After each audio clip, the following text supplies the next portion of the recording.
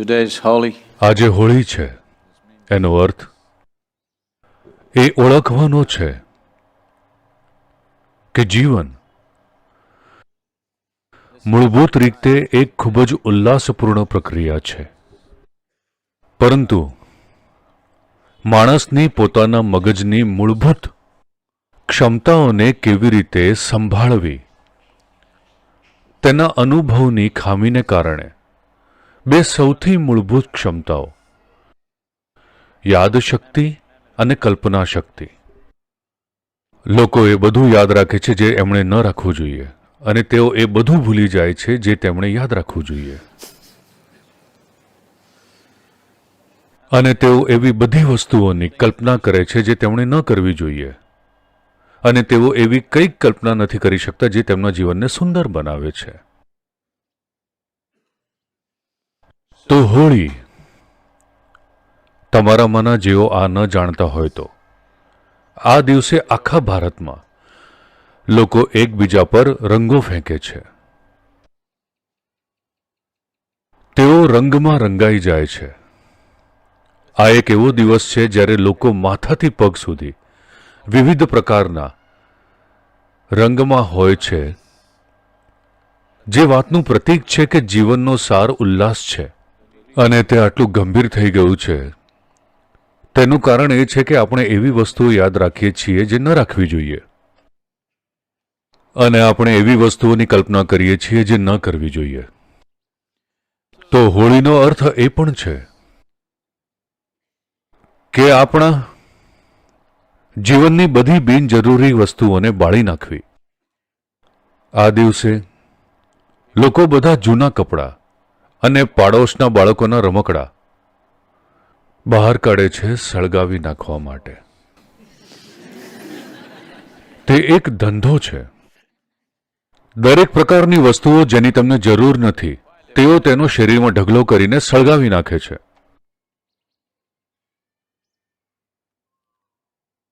આ કંઈ જૂના કપડાં સળગાવવા વિશે નથી.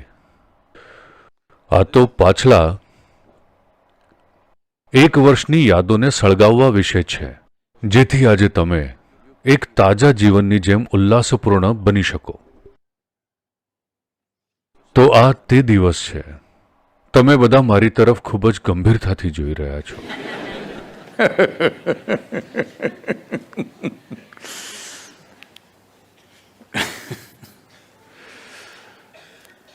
ભારતમાં આ વસંત ઋતુના અંતનો સમય હોય છે જ્યારે ફૂલોની બીજી શ્રેણી ખીલવી જોઈએ. પણ કમનસીબે આ વર્ષે આટલો ખરાબ દુષ્કાળ રહ્યો છે કે છેલ્લા 6 થી 7 વર્ષોમાં પહેલીવાર પથ્થરો કથ્થઈ રંગના દેખાઈ રહ્યા છે. તે 25 વર્ષ પહેલા કથ્થઈ રંગના દેખાતા હતા, અને આપણે આ ડુંગર ઉપર વાવેતર પણ કરેલું, પણ છેલ્લા 6-7 કે 8 વર્ષોમાં તે ક્યારેય કથ્થઈ નથી દેખાયો. તે હંમેશા લીલો જ રહ્યો છે. આ વર્ષે તે કથ્થઈ થઈ ગયો છે કેમ કે લગભગ 5 મહિનાથી બિલકુલ વરસાદ જ નથી પડ્યો. પણ ખાસ કરીને જો છોડવાઓ ફૂલ ખીલવવા સક્ષમ ન હોય તો માણસે તેને મદદ કરવી જોઈએ. હેલો. પોષણના અભાવે છોડવાઓ ફૂલ ખીલવવા સક્ષમ નથી. તમે તો કુપોષિત નથી દેખાઈ રહ્યા. તમારે તેની ભરપાઈ કરવી જોઈએ, કેમ કે દુષ્કાળને કારણે છોડવાઓ ફૂલ નથી ખીલવી શકતા. તમારે તમારા સ્મિત, તમારા આનંદ અને તમારા ઉલ્લાસની સાથે તેની ભરપાઈ કરવી જોઈએ, કેમ કે જ્યારે કુદરત નિષ્ફળ જાય ત્યારે માણસે ઊભા થવું જોઈએ. હેલો.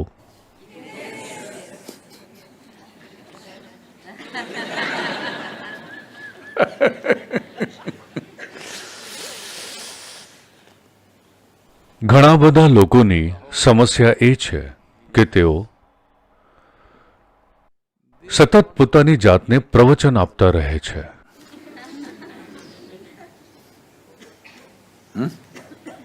Lecture. પ્રવચન.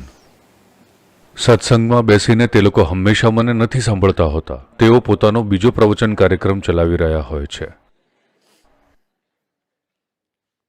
ગમે તે સમયે, દિવસ કે રાત,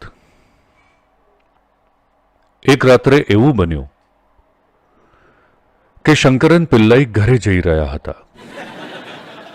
અરે તે ઘરે જઈ રહ્યો હતો. 2 વાગે, સવારે 2 વાગે, અને તે એક સીધી રેખામાં ચાલી શકતો ન હતો. કેમ કે પૃથ્વી ગોળ છે તો સીધી રેખામાં કેવી રીતે ચાલવું? તો તે થોડા લથડિયા ખાઈને ચાલતો હતો. રાતની ડ્યુટી પર જે પોલીસ હતો તેણે તેને રોક્યો અને કહ્યું, "ઓય, તું સીધો નથી ચાલી રહ્યો. દિવસના આ સમયે તું ક્યાં જઈ રહ્યો છે?" શંકરન પિલ્લાઈએ કહ્યું, "હું પ્રવચન માટે જઈ રહ્યો છું." પોલીસે પૂછ્યું, "શું? સવારના 2 વાગે કોણ પ્રવચન આપી રહ્યું છે?" શંકરન પિલ્લાઈએ કહ્યું, "તમે મારી પત્નીને ઓળખતા નથી. હું કયા સમયે પાછો આવું તેનાથી કોઈ ફરક પડતો નથી. મને પ્રવચન મળે જ છે."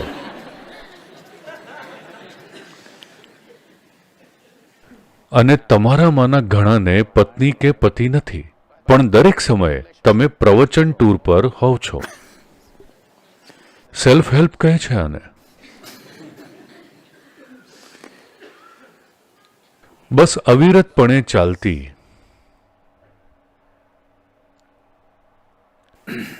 તમારી પોતાની આ બકવાસને રોકવા માટે મોટાભાગના લોકોને તે અશક્ય લાગે છે. આવું એટલા માટે છે કેમ કે તેઓએ પોતાને તેમના વિચારો સાથે ઓળખાવવાનું બંધ નથી કર્યું. એકવાર તમે તેની સાથે પોતાને ઓળખાવો પછી તમે તેને રોકી શકતા નથી. તેને રોકવાની કોઈ જરૂર નથી. તમારે બસ તેની સાથે ઓળખાવાનું બંધ કરવાનું છે, કેમ કે તમારા વિચારોની સામગ્રી બહારથી ભરાઈ ગઈ છે, ખરું ને? તમારા વિચારોની સામગ્રી તમારી નથી, ઉધાર લીધેલી છે. જો તમે બસ જુઓ કે આ મારું નથી, તમારે બસ એટલું જ કરવાનું છે. તમારે તેને છોડવાની જરૂર નથી. જો તમે બસ જુઓ કે મારા મગજમાં જે થઈ રહ્યું છે ખરેખર મારું નથી, તો પછી તમે જોશો કે તે થોડા સમય માટે રહેશે અને જતું રહેશે.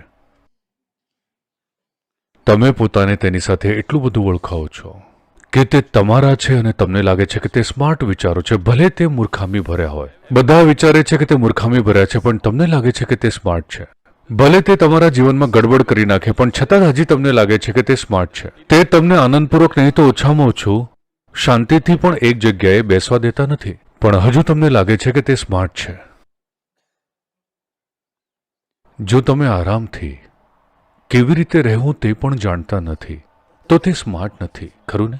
હેલો, તમે આરામથી કેવી રીતે રહેવું તે પણ જાણતા નથી, તો તેને સ્માર્ટ કેવી રીતના કહેવાય? તે જરાય સ્માર્ટ નથી. તે અસ્તિત્વમાં રહેવાની સૌથી મૂર્ખામીભરી રીત છે. પણ કેમ કે તમે એટલા બધા રોકાયેલા છો કે તમે તેને છોડી શકતા નથી. આજે હોળી છે. Time to burn up the old. જૂનું બાળી દેવાનો સમય છે. અને ખાસ કરીને કેમ કે વરસાદના અભાવે વસંત ખીલી શકી નથી, તો તમારે ખીલવું જોઈએ. હું જોવા માંગુ છું કે આવતા 3 દિવસ હું તમને આશ્રમ પરિસરમાં જોવા આવીશ. હું જોવા માંગુ છું કે તમે કઈ રીતે છો, જીવંતતાના વિવિધ સ્તરો.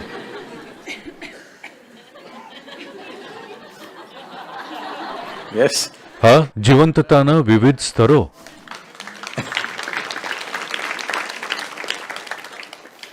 વસંત ઋતુ, હોળીમાં આપણે ઈચ્છીએ છીએ કે તમે મહત્તમ જીવંતતા સાથે બેસો. હેલો,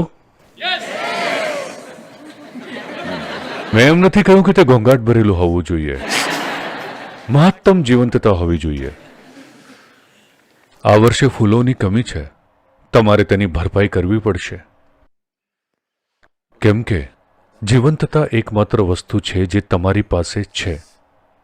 બાકીનું બધું તમારા મગજમાંની તમારી બકવાસ છે. હા કે ના? તમારી પાસે તે જ એકમાત્ર વસ્તુ છે, બાકીની બધી તમારી બકવાસ છે. તમારે તેને પૂરજોશમાં ચાલુ રાખવું જોઈએ, નહીં? નાના સદગુરુ, હું તેને બચાવી રહ્યો છું. Because કેમ કે મેં પહેલેથી જ સ્ટીલનું કોફિન બનાવી લીધું છે. હું તેમાં લાંબા સમય સુધી રહીશ. મારે કંઈક તો બચાવવું પડશે ને. આવું બન્યું.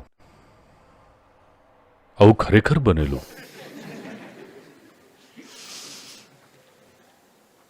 ફરી સવારે 2 વાગે એક સરકારી વકીલે જજને ફોન કર્યો. જજના નોકરે કહ્યું, હું તમને જગાડી ના શકું, સવારના 2 વાગ્યા છે. તેણે કહ્યું, ના, આ ખૂબ જ અર્જન્ટ છે, તમારે તેમ કરવું પડશે. પછી તેણે તેને કનેક્ટ કર્યું અને આ ફોન બેડરૂમમાં વાગ્યો. જજ સાહેબે તેને ઉપાડ્યો અને કહ્યું, કોણ છે? શ્રીમાન ન્યાયાધીશ જસ્ટિસ ગ્રોવરનું હમણાં જ અવસાન થયું છે અને હું તેમનું સ્થાન લેવા માંગુ છું.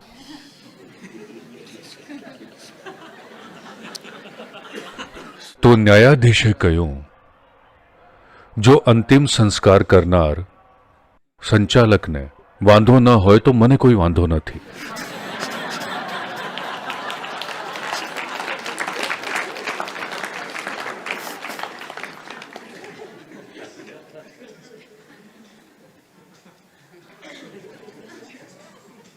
તમે પહેલેથી જ અડધે પહોંચી ગયા છો તેવું વર્તન કરવા માંગો છો? હેલો, બગીચામાં કોઈ ફૂલો નથી. તમારે તેની ભરપાઈ કરવી જોઈએ. હું આવતા 3 દિવસ તમને જોવા આવીશ વસંત કેવી રીતે ખીલે છે. ઓકે?